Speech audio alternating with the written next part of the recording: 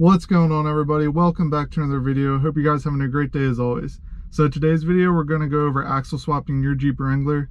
Things you're going to need to get it done, such as tools. I found a few tools that weren't very mentioned online when I started to look into this. So I'm going to show you guys those tools.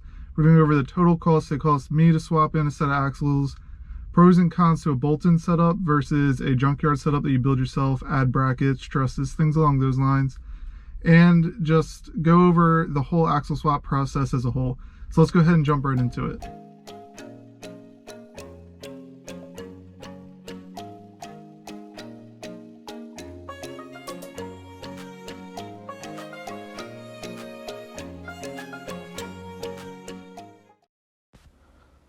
So to start, let's go over the differences between a Boltin setup and then a junkyard setup that you build yourself. So to start with, we'll go ahead and start with the Boltin setup. These are housings that you buy fully assembled, ready to go, ready to bolt in right underneath your Jeep, or housings that you buy that are ready to bolt in. For example, I bought a Curry 44 front housing that was ready to bolt in. I just had to install all the internals myself. And then the rear we bought fully assembled. It shipped to my house, ready to be bolted underneath the Jeep. Now, if you buy a junkyard setup, you're going to have to build the axle, meaning the gears, lockers, axle shafts, bearings, all that stuff. And you're also going to need to either weld on a truss that has the brackets built in or the brackets to get it properly mounted underneath your Jeep. This is going to be a pretty big task because you want it done right. Because if these brackets fail, that's a really big issue, whether you're driving down the road or wheeling. Now, when it comes to price, the Boltin setup will be more expensive because a lot of the hard work's already done for you. And the junkyard setup's going to be cheaper because you still have to do a lot of the work, as in welding on brackets, trusses, things along those lines.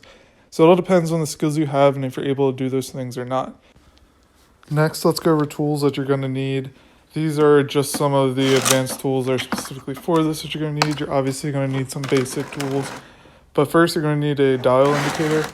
I believe I got this one from Nitro Gears on sale on their website. Shipped really fast. Definitely need one of these. And then the next tool you're actually going to need is one that wasn't mentioned a ton online when I was doing research, but it's a pinion depth tool. Similar to the dial indicator, except this measures the depth of your pinion so you can get all that set up correctly, because that's extremely important when you're setting up your axles and making sure everything's set up right. Lastly, you don't need this, but 100% recommend it. It's a Grip-Deco mat, so these are flexible mats that you can basically set anywhere, hold tools, parts, bolts, all that stuff. Definitely recommend picking one of these up. Now let's go ahead and go over my setup, what I got, and then we'll go over full pricing at the end. So up front, I got a Curry Rock Jock 44 housing. We built these with 513 gears, ARB air lockers. I actually got RCV shafts and Reed Racing knuckles, all held together by some RPM steering as their 2.5 ton aluminum steering. I absolutely love this setup so far. We're going to go off-road next weekend to test it all out, and I'll obviously update you guys from there. And in the rear, I got a Curry Rock Jock 60, the semi-float option, so I still have 5x5 lug pattern to allow me to run the Black Rhino wheels.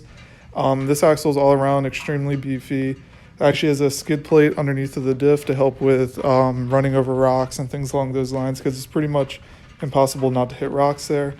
All around, so far, I love this setup. They are wider than a stock axle, so keep that in mind if you plan on doing your axle swap. And then to finish it off, I got a set of 40 by 1350 R17 Nitto Trail Grapplers.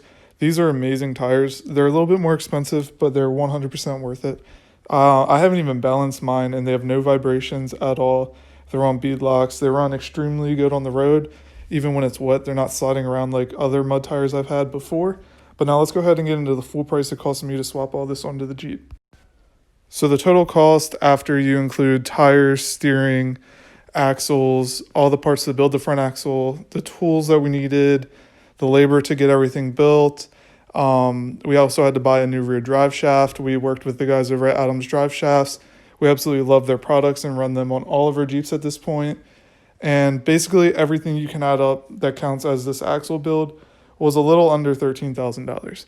Now this price will vary depending on what parts you use. I used a lot of fairly expensive parts like the RCV shafts, the RPM steering, things along those lines. The labor will also vary. I had a good friend of mine help me with it, so it was a little bit cheaper than if I took it to a shop.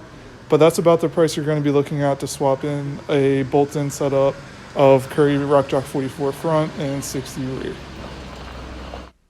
If you guys have any questions regarding axle swaps, comment them down below. I'll try my best to answer everybody's questions down in the comments.